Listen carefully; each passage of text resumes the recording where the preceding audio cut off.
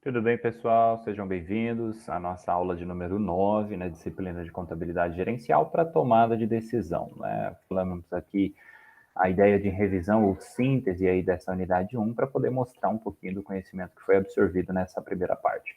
Fizemos alguns exercícios, mas eu vou relembrar um pouco da teoria também, só para a gente recapitular e revisar os pontos essenciais.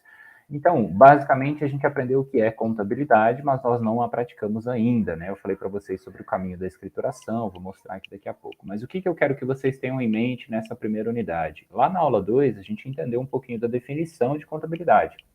Ciência social aplicada, que tem por objeto patrimônio, o objetivo é controle desse patrimônio para fornecer informações visando sempre a tomada de decisão.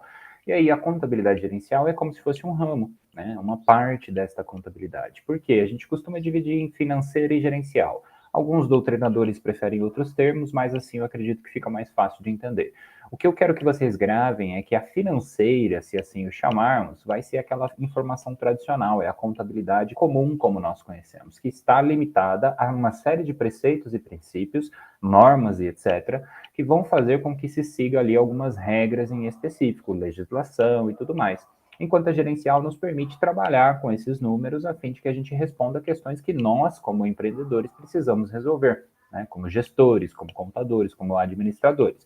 Então, a gente está na contabilidade gerencial justamente por isso, porque vocês não vão executar propriamente a contabilidade no dia a dia de vocês, mas vão fazer uso dessas informações. É importante que vocês saibam que é possível modificar ali uma ou outra metodologia, fazer algumas análises a fim de que a tomada de decisão fique mais fácil.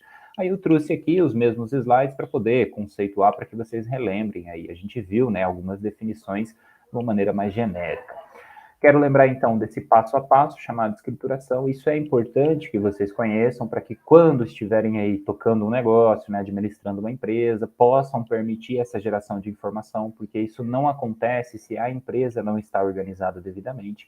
Então você tem que saber qual é o trabalho do escritório de contabilidade, você tem que saber o que ou quais informações serão fornecidas a fim de gerar ali novas informações para tomada de decisão.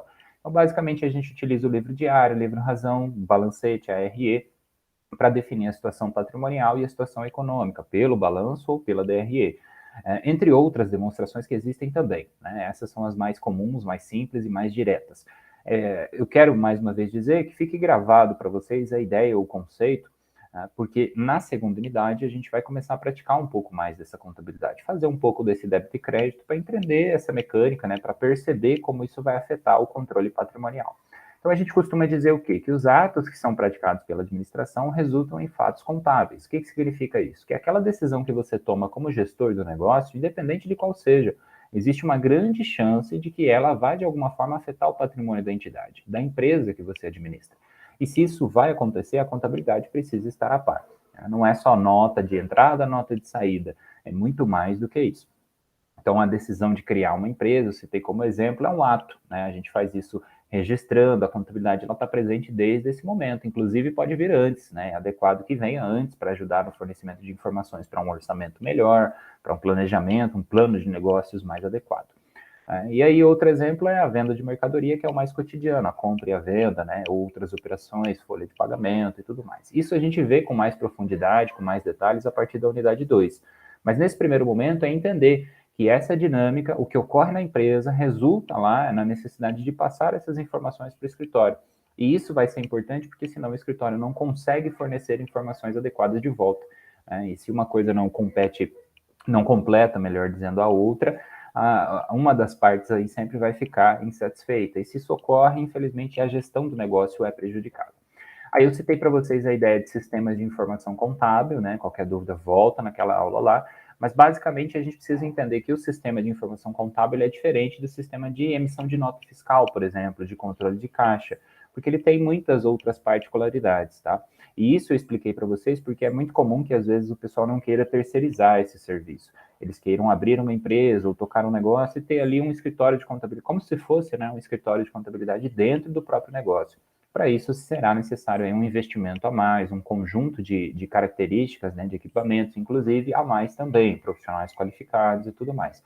Então, quando você tem um ERP, um sistema que vai te ajudar ali a organizar o que você tem à sua disposição, né, os recursos da empresa, você vai necessariamente observar se aquele ERP também contempla um sistema de informação contábil, né? Porque às vezes esse controle gerencial não é o suficiente para atender, porque a parte contábil ela vai fornecer informações gerenciais, mas originalmente ela é criada para o controle do patrimônio, para, incluindo aí folha de pagamento e também para a prestação de contas para o fisco, né? Para a parte fiscal, como a gente chama no dia a dia, tá bom? Então lembrem-se disso e caso esteja no plano de vocês aí abrir um negócio, né, levem isso em consideração.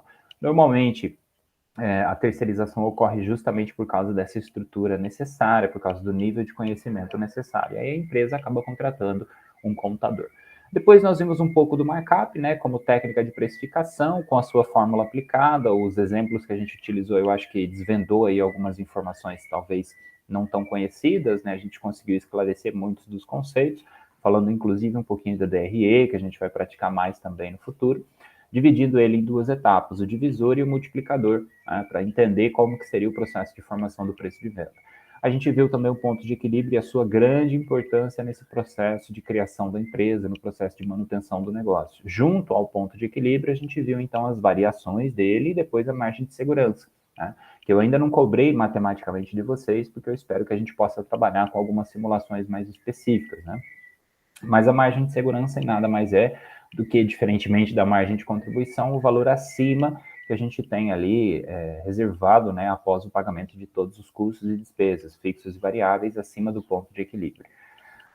Eu citei ainda, e vale reforçar, né, que é importante que quando vocês executem os exercícios, essa regra vale para a prova também, façam com a fórmula do ponto de equilíbrio contábil, né, porque a gente não está trabalhando com depreciação ainda, mas de todavia, né, caso ocorra aí durante os exercícios, vocês vão continuar fazendo com o ponto de equilíbrio contábil, que ele é o mais simples, o mais direto, né, então fica mais fácil de executar. Ponto de equilíbrio faturamento significa então quanto que a empresa tem que vender, ou faturar, ou ter de receita quando a gente fizer lá a DRE.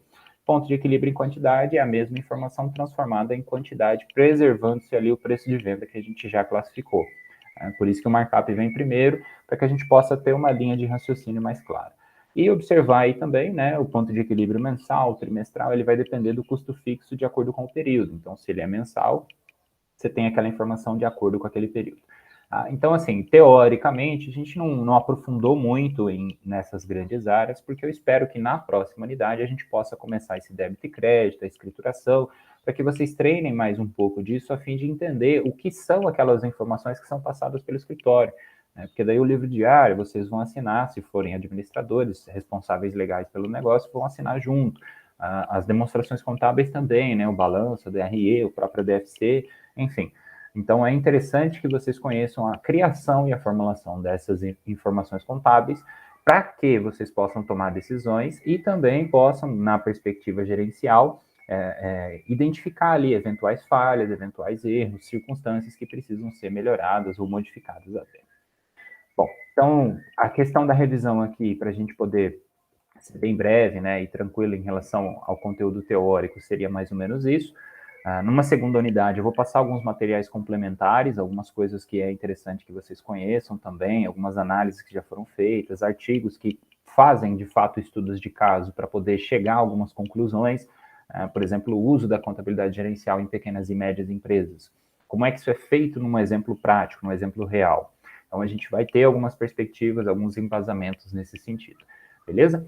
Então, quero agradecer aí mais uma vez, né, a paciência de todos vocês, a atenção em todas as aulas, ao pessoal também que assiste depois lá no YouTube, obrigado pelos comentários, obrigado pela participação, estou muito feliz de ter esse retorno e espero estar contribuindo, né, de alguma forma ou de outra aí com o conhecimento de todos vocês. Agradeço então, vejo vocês na nossa próxima aula, lembrando que na aula, no dia da avaliação, a gente não tem aula ao vivo, aquele é espaço reservado para que vocês possam fazer a prova. Pode fazer antes, pode fazer depois, vai ter esse tempo, eu vou trazer lá com detalhes para vocês, no grupo avisando, né, e dando comunicado oficial também no nosso ambiente de aprendizagem virtual, mas fundamentalmente no dia da prova vocês têm aquelas 2, 3 horas lá reservadas para poder sentar e resolver. Caso você prefira fazer mais parcelado ou depois em outro momento, vai ser possível também, beleza?